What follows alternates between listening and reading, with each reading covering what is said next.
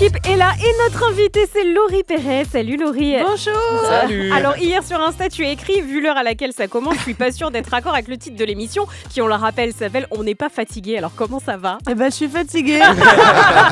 T'as pas beaucoup dormi? J'ai pas beaucoup dormi du tout. Ouais. T'as dormi combien de temps? J'ai dormi 4 heures. Ah bah Oh là là. bravo. T'es une couche tard toi. Ouais, je suis Ouais. là. Et puis alors, plus j'ai une échéance le lendemain, Ouais. du coup, je me couche en me disant faut que je dorme, faut que je dorme, faut que je dorme. Et C'est ça la- t'empêche de dormir. Ce qui m'empêche évidemment de dormir. Bon Laurie, tu joues en ce moment ton spectacle à bientôt quelque part à la Nouvelle Ève à Paris tous les jeudis, vendredis, samedis en tournée dans toute la France.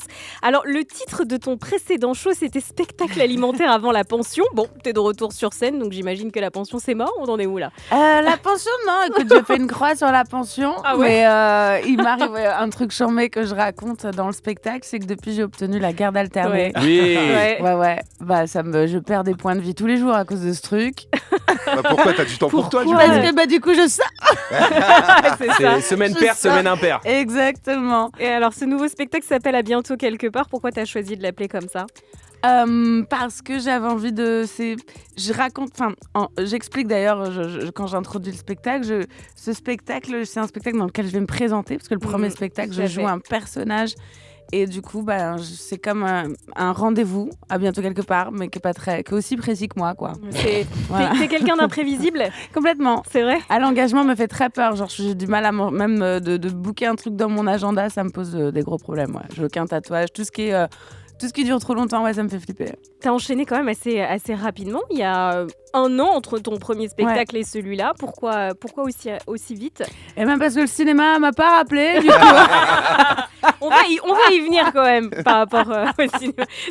Donc tu t'es dit, faut que je remonte sur scène, quoi. Et là, va falloir bosser quand même au bout d'un moment. T'as pu tester ton spectacle dans des comedy clubs ou juste dans des salles de spectacle en province comme on dit? Non, Comedy Club, ouais. Ah ouais? Et c'était cool? Ouais, c'était cool. Ça fait flipper. Hein. Ouais, ça fait flipper, c'est un exercice qui est pas facile. Mais à la base, moi, tu sais, je voulais être chanteuse. Et ce truc d'humour, il m'a un peu tombé dessus. Mais je trouve ça infiniment passionnant. Tu sais, le moment où tu te dis, j'ai une idée. Ouais. Le moment où tu es chez toi en train de te dire, je crois que ça, c'est gaulerie. Après, il y a l'étape où tu vas au Comedy Club et c'est pas encore optimisé. Il y a donc- pas le bon phrasé, donc pas la tu bonne prends vanne. des bides, tu retravailles, tu rentres chez toi jusqu'au moment où tu amènes la vanne là où tu avais envie de l'amener et qu'elle tue, et bah là, c'est une grosse satisfaction. On va parler de ta passion pour la musique avec DJ First Mike tout à l'heure. Alors tu le disais dans le premier spectacle, tu jouais un personnage de maman débordée Ouais. qui était inspiré de ta vie réelle, mais qui restait un perso. Là, tu es toi. Tu te présentes à ton public. Est-ce que c'était plus difficile à écrire? C'était pas pareil. Ouais. Le premier, j'ai écrit en enfilade chronologique, quoi. En gros, je me disais, qu'est-ce qu'elle va raconter maintenant, cette meuf? Et voilà, et j'écrivais. Et alors que là, comme je suis partie donc de l'envie de me présenter, ben, un jour, j'étais inspirée sur un thème, un jour sur un autre. Et en fait, ça faisait plein de gros blocs. Et je me suis retrouvée devant un immense puzzle. Et il a fallu que je mette tout dans le bon sens. Et je trouve que tout va bien dans l'enchaînement. Mais des fois, j'ai des frustrations de me dire, putain, si je le racontais là, peut-être que ça marcherait mieux. Comme par exemple la première chanson, parce que je sais que vous avez vu le spectacle en vidéo. T'imagines la première chanson, si je la mettais à la fin, la résonance qu'elle aurait avec tout ce que j'ai raconté. Mais bon. Après, sur la première chanson, parfois tu rebondis en faisant des vannes au milieu de ton spectacle et je trouve que ça match bien pour le coup. Non, mais je suis contente. Mais c'était un peu un casse-tête de se dire dans quel ordre je fais le combo de tout ça. Ouais. Alors, il y a des humoristes qui se servent de l'actualité. Toi, c'est toujours ton expérience, ta source d'inspiration? Ouais, c'est ma life, vu qu'il m'arrive que de la merde. Vraiment à ce point-là?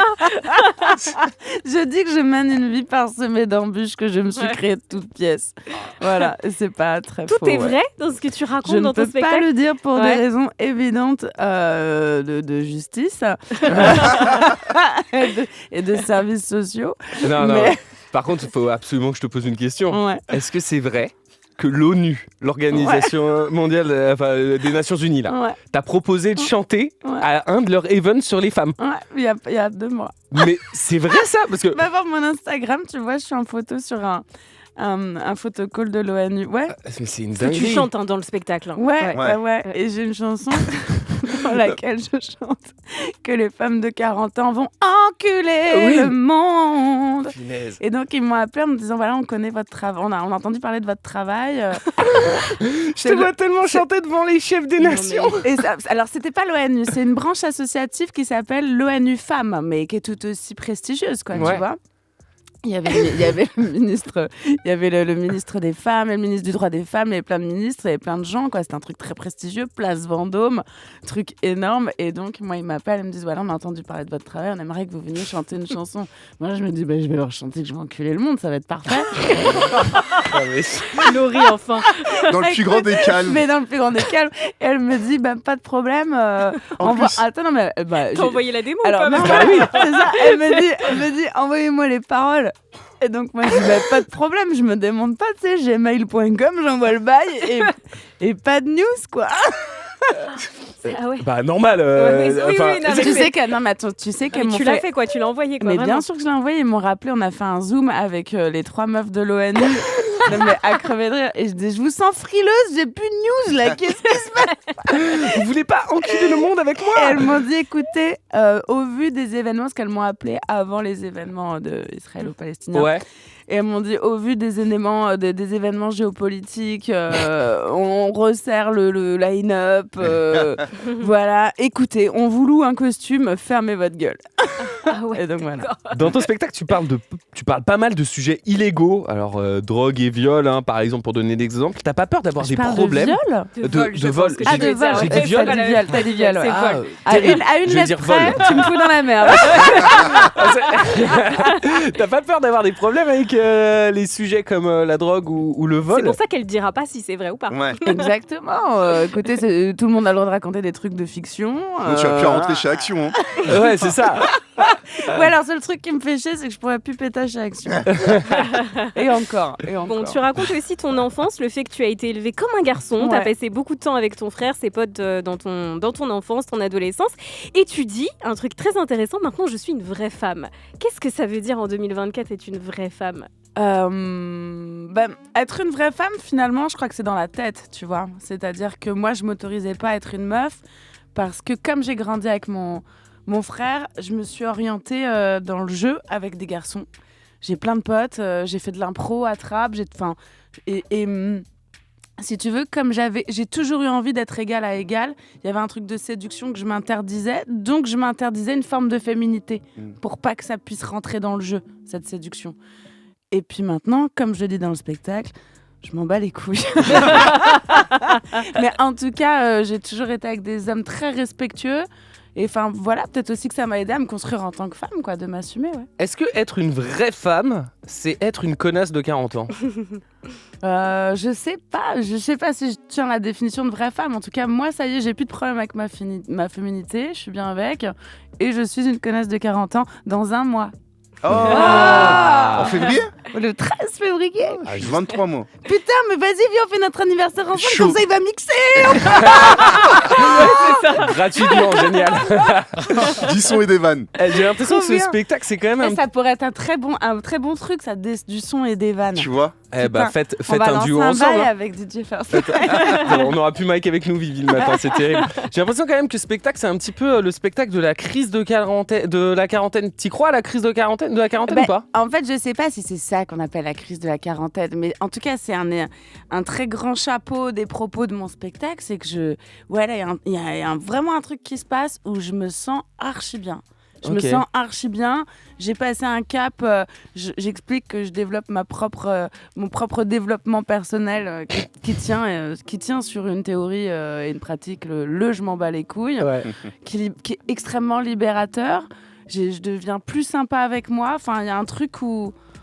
Mais c'est pas un âge chelou, c'est toi qui le dis, hein, un âge chelou où t'es trop jeune pour faire certains trucs et trop vieille pour faire d'autres trucs. Ouais, je me sens très là-dedans, très paradoxal, où je me sens, tu vois, genre ma fille, j'ai l'impression qu'elle me regarde comme si j'avais 120 ans, alors que moi, je me sens pas si loin du game, et en même temps, je découvre des trucs débiles, comme je raconte dans le spectacle, que le cloud fait que les galeries photos se baladent de l'iPhone à l'iPad. Non mais attends, mais ça c'est une vraie histoire ou pas? Je peux pas tu dire peux si pas tout dire. est vrai, mais ouais, c'est vrai. Alors, il y a l'affiche du spectacle, on peut voir ta photo photo, donc le titre, et une certaine, il y a écrit du bon Teco Production. J'ai fait mes vérifs et on peut voir que c'est une SARL unipersonnelle gérée par toi-même. Donc concrètement, ça veut dire que tu t'autoproduis. Ouais. Alors comment ça se passe ? Est-ce que tu peux expliquer un peu ce que ça signifie de produire un spectacle ? Voyez mes yeux. Écoute, en fait, je suis très bien entourée. J'ai des très bons partenaires, c'est-à-dire de prod, un booker. J'ai regardé comment ça se passait sur mon premier spectacle. J'étais accompagnée d'un producteur qui était plutôt fortiche, quoi. J'ai regardé comment il faisait. Voilà, je me suis bien entourée. Et puis surtout, c'est aussi lié à l'âge, quoi. Je suis arrivée sur le deuxième spectacle avec d'autres envies.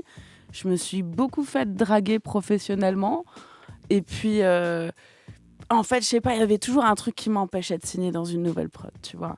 Et même de continuer avec ma prod. C'est que je me suis dit, au bout d'un moment, il va y avoir de la merde de faite. Et je crois que j'arrive à un âge où je préfère que ce soit ma merde. Voilà. Et je trouve ça passionnant.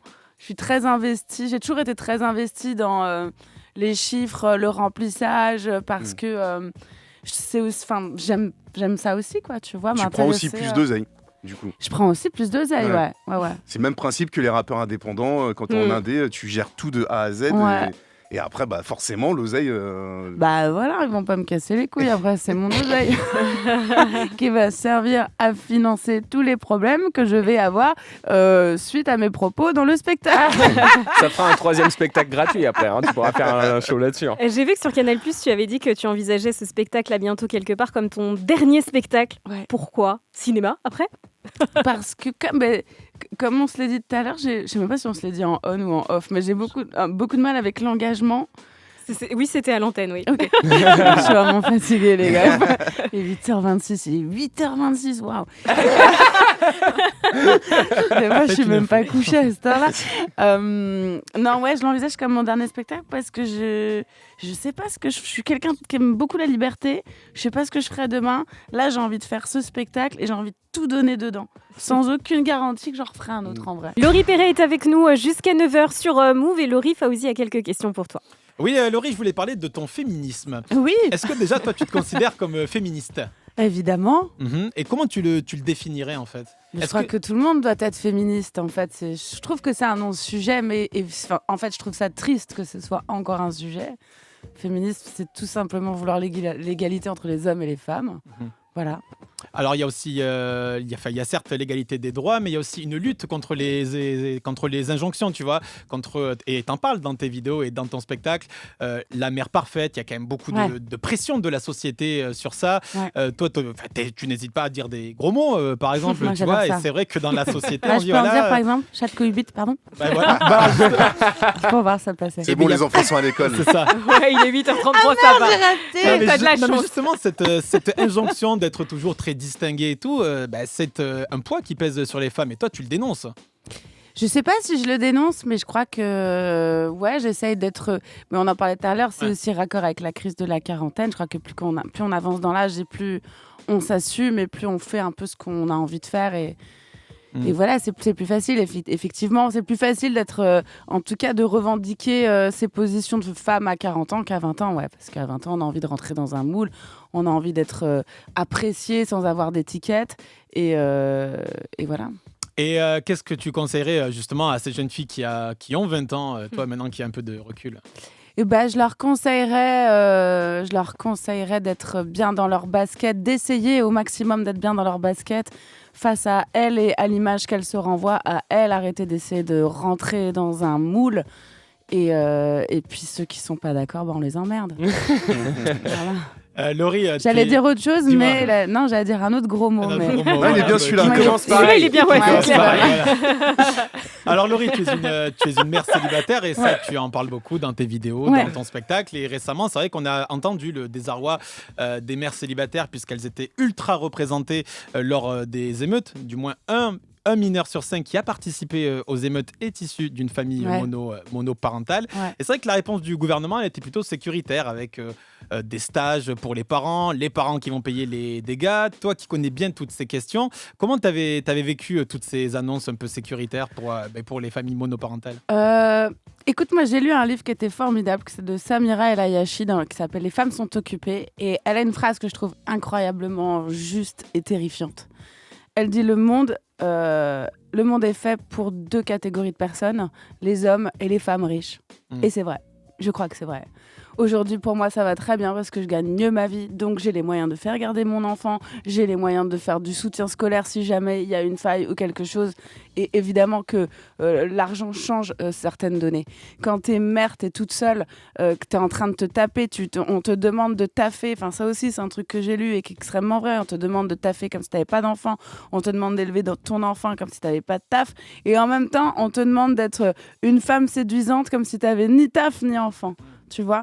Moi, je trouve que les femmes, il y a énormément de soldats chez les femmes, que justement, parfois, on réduit la femme à une forme de fragilité. Et oui, parce que évidemment, on est des êtres sensibles. On n'est pas très différents des hommes, finalement, tu vois, parce qu'il y a aussi des hommes qui sont des monoparents. Il faut aussi le rappeler. Mais c'est juste que quand tu es tout seul, tu peux pas être au four et au moulin, tu peux pas être au taf et t'occuper de ton enfant. Moi, quand j'ai commencé l'humour, il n'y a pas eu un jour de ma life où je me suis pas demandé comment je vais faire. Tu sais, ça commençait à partir. On m'appelait, on me disait « Tu peux faire ce truc-là ? Ça te dit de venir faire mon plateau ?» Bounaïmine qui m'appelait, qui me disait « Mais Laurie, viens faire mes premières parties. » Et c'était chambé. Et évidemment que je disais oui. Et la seconde après avoir accroché, je me disais « Mais comment je vais faire ? J'ai ma fille. Elle a rien à foutre sur un plateau de stand-up. Il est pas l'heure. Et j'ai pas les thunes pour payer une babysitter. » Tu vois ce que je veux dire ? Enfin, ça, c'est des mini-problèmes minous, tu vois. Mais... Non, mais c'est des problèmes de la vie quotidienne. Oui, bien sûr. Pour illustrer ça, tu vois. Donc, les forces de l'ordre, ils me font marrer avec... à venir nous expliquer ce qu'on doit faire dans nos foyers. Voilà, moi, je vais pas leur expliquer ce qu'ils ont à faire, mais je pense qu'ils ont beaucoup de choses à faire dans leur système éducatif et justement, est-ce que tu échanges avec des mères célibataires ? Parce que comme tu en parles beaucoup, j'imagine qu'en DM, ou même sur des groupes WhatsApp, je crois savoir. Mais grave, j'ai des groupes WhatsApp. Mais c'est vrai, j'ai mes potes, je les embrasse, les meufs, la team On est fraîche. Ça s'appelle comme ça, le groupe WhatsApp ? La team On est fraîche, Donc c'est des mères célibataires ? C'est des mères célibataires. C'est mes potes avec qui j'ai grandi. Ah non, il y a de tout. Attends, je réfléchis, je crois que je suis la seule. Il y en a une qui a trouvé un cum, ça y est, je suis la seule. Non, mais on te le souhaite. Non, mais pour le coup, oui, tu échanges avec des mères célibataires, parce que comme tu en parles beaucoup... Avec des mères et même des pas mères célibataires, en fait, parce que le statut marital, il va pas non plus définir ta maternité, tu vois. Des fois, tu peux être avec un mec qui sert à rien. La vérité, et ça arrive très souvent. Ça t'est arrivé ? Alors... Moi, j'aime bien. Officieusement, t'es une mère célibataire. Il y a un moment, quand tu divorces, t'as l'impression que tu perds un enfant, quoi. Tu dis, putain, c'est plus simple, là, tu vois. Non, mais c'est vrai que comme... C'est vrai que il y a des cums qui sont bien quand même. Il y a des cums qui sont très bien. L'autre. C'est sans viser. Et il y en a qui servent à rien. Bah, qu'est-ce que tu veux que je te dise ? Non, mais c'est vrai que comme les mères célibataires, elles sont invisibilisées dans la société, toi, tu es l'une des rares personnalités publiques qui en parle. Donc, j'imagine que ça doit leur apporter beaucoup de bien. Bah, en tout cas, si c'est le cas, ça me fait énormément plaisir. Là, comme tu l'as dit tout à l'heure, je suis très occupée, mon nouveau spectacle, la production, tout ça, mais c'est vraiment un souhait dans l'avenir proche, le plus proche possible, dès que je peux, faire un bail avec justement ces meufs-là qu'en ont beaucoup sur les épaules, tu vois, si... Je sais pas, on trouvera ce que je peux faire ce que je peux faire à ma petite échelle, mais avec un immense plaisir, tu vois. Ta fille, elle a 10 ans, elle est dans la salle maintenant ou pas ? Pas du tout, elle vient pas du tout. Si je peux me permettre... Mieux pas. Et maintenant, j'ai les moyens de payer une babysitter et qu'elle a rien à foutre dans ma salle de spectacle. Si je peux me permettre, vu comment tu l'appelles quand elle est pas là, heureusement qu'elle est pas dans la salle. Mais je l'appelle exactement pareil quand elle est là. Alors, en France, il y a aussi un problème, et ça, tu connais ça très bien, il y a un problème de pensions alimentaires qui ne sont pas payées. Il y a 40% des pensions qui ne sont pas payées, souvent à la mère, puisque c'est dans 60 à 70% des cas, c'est la mère qui a la garde des enfants. Il y a des dispositifs avec la CAF qui ne marchent pas très bien.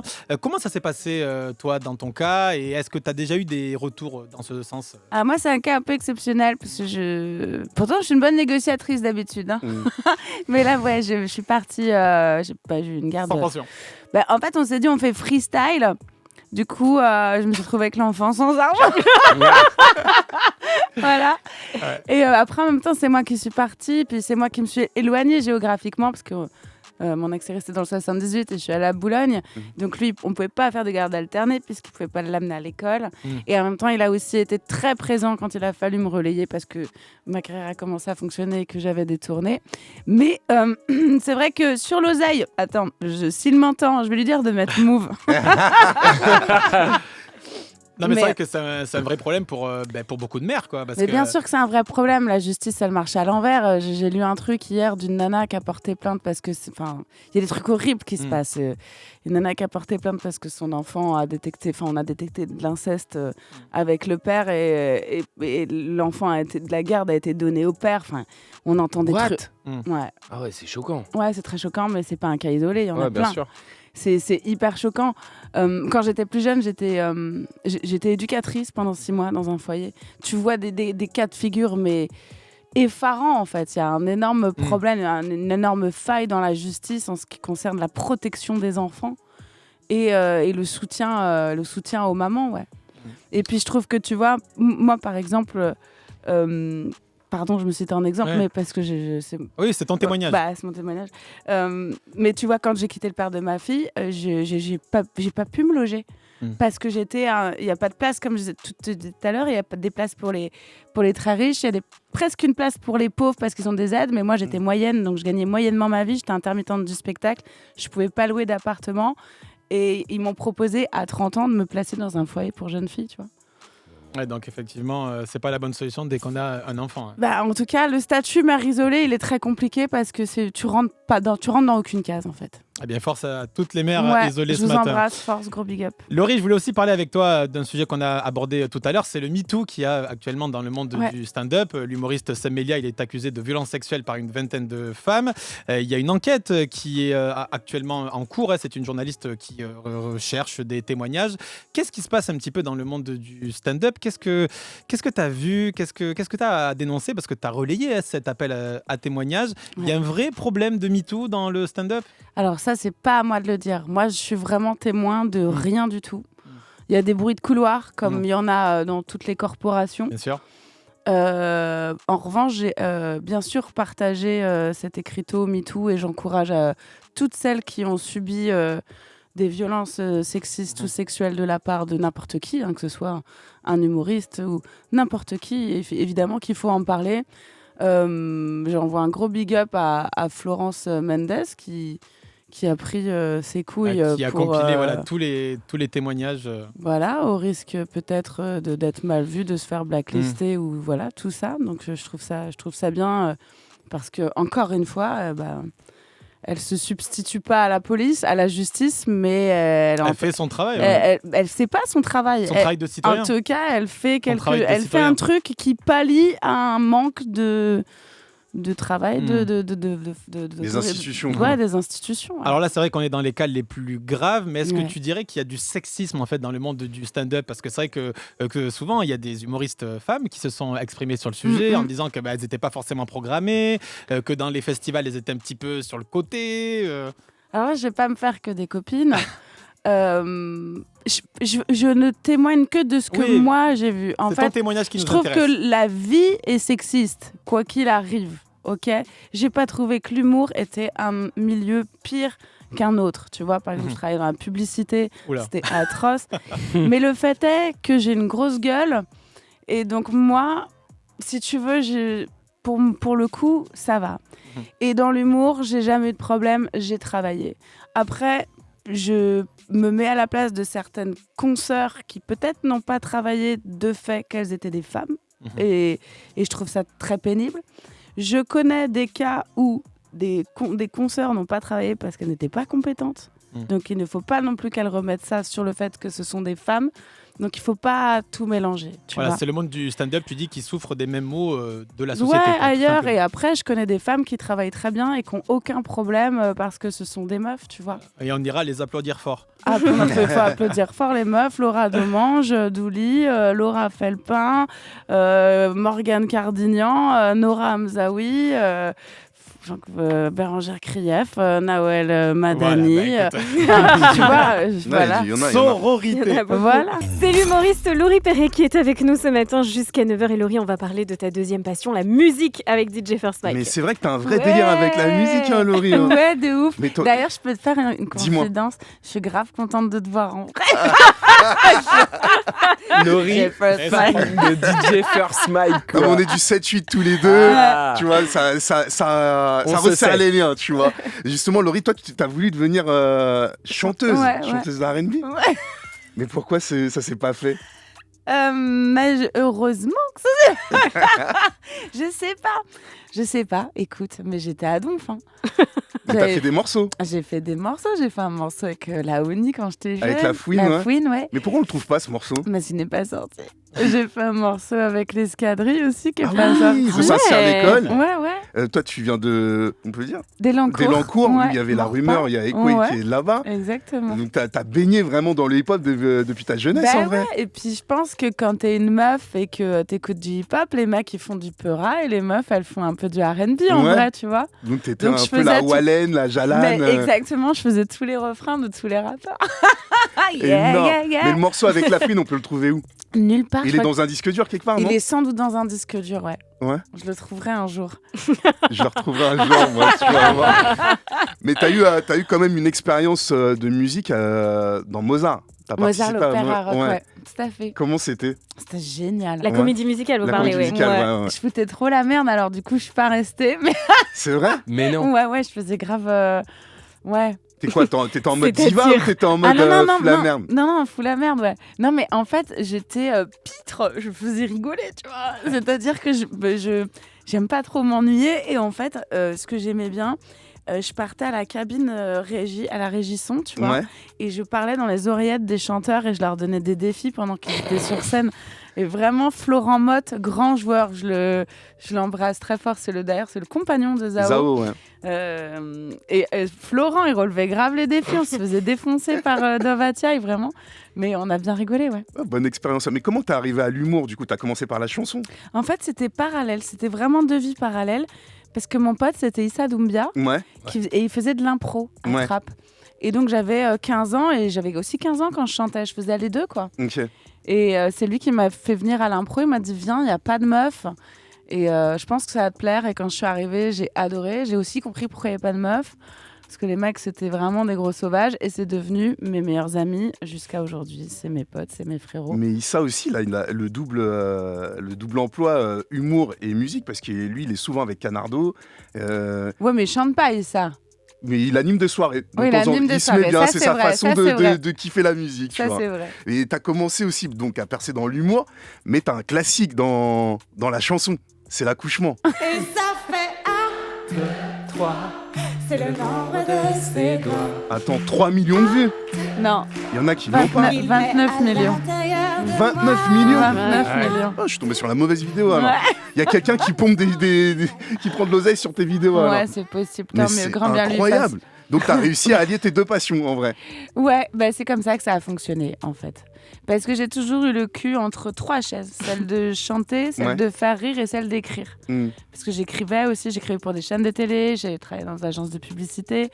C'était mes trois passions. Et le jour où j'ai réuni les trois, ça a marché.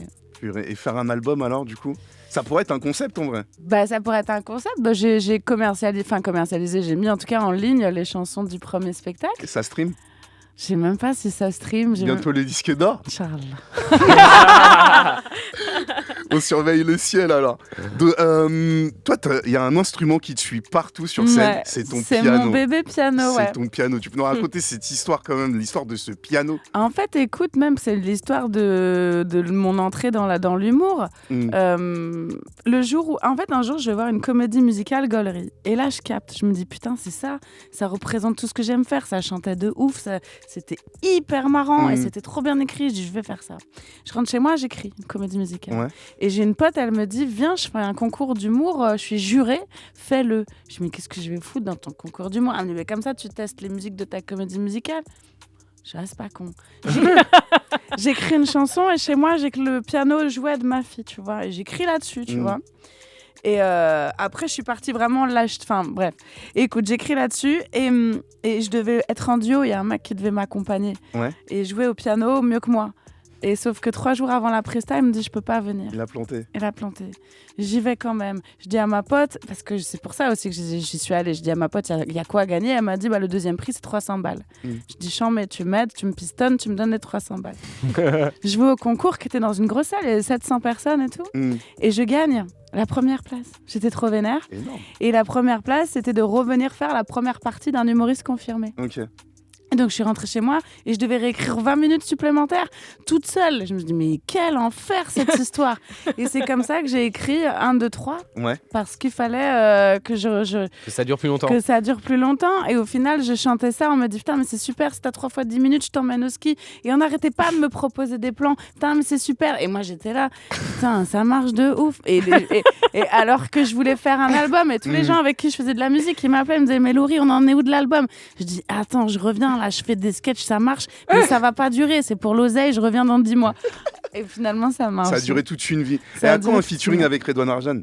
Ah, mais on a déjà fait. Tu sais que je l'ai croisé il y a 4 jours dans un TGV et on y pense fort. Mais il faut le faire. Mais on avait déjà commencé, mais Redouane, il est tellement ouf. Mais t'es la version de Redouane, la version féminine de Redouane. Mais c'est arrivé une fois, il faut qu'on prolonge l'expérience. Mais ça serait super frais. On va terminer, Laurie, avec une question d'une auditrice. Elle s'appelle Tiffen et elle nous demande: as-tu le sentiment d'avoir atteint tes objectifs aujourd'hui? Salut Tiffen, déjà je suis arrivée à l'heure donc j'ai atteint mon objectif, mais premier de cette journée. Et oui et non, je crois que quand j'en atteins un, j'en remets toujours un autre derrière. Le cinéma, non? Ouais, ce sera bien. La vie de Laurie. Voilà. T'as des projets dans le cinéma ou pas? Ouais, parce qu'on t'avait déjà vu dans un film en 2021. Dans le film d'Inès Reg. Ouais, j'ai quelques projets. Aïe. Je peux pas en parler. Ah, j'aime pas trop. Bon, c'est pas grave, tu reviendras nous en parler. Absolument. Merci Laurie d'être passée. On le rappelle, tu joues ton spectacle en ce moment. À bientôt quelque part. C'est la Nouvelle Ève à Paris tous les jeudis, vendredis et samedis. Allez la voir absolument et puis c'est en tournée.